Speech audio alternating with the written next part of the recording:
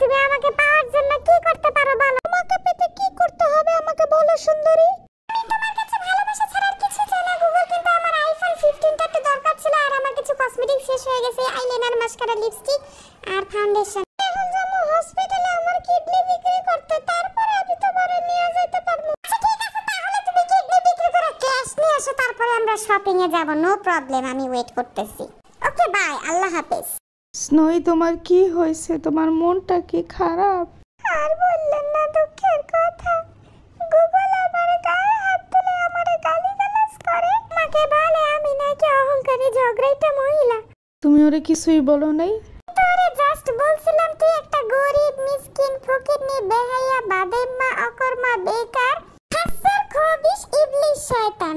তো কথায় ও আমারে দুনিয়ার গালিগালাজ করলো। জানি ওর নামে আমি নারী নির্যাতন মামলা করে দেই, সেদিন কিন্তু আপনারা ওরে বাঁচাইতে পারবেন না। দেখুন আপনারা 5টার দিকে সেহরি করতেছে, আজান দিয়ে দিবে, এখন হুঁশ নাই, সেহরি করতেই আছে। আমি তাদের কাছে জানতে চাই, তারা সেহরি করতেছে খুব ভালো কথা, রোজা কি রাখবে নাকি রাখবে না?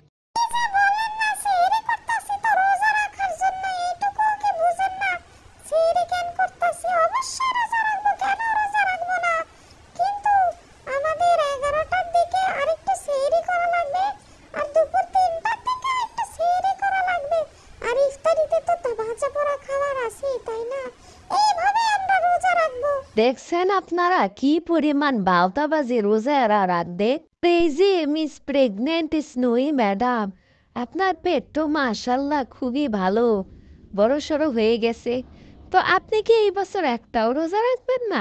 আল্লাহ নাউজুবিল্লাহ, কি বলেন? আমরা কি অমুসলিম নাকি? আমরা রোজা কেন রাখবো না?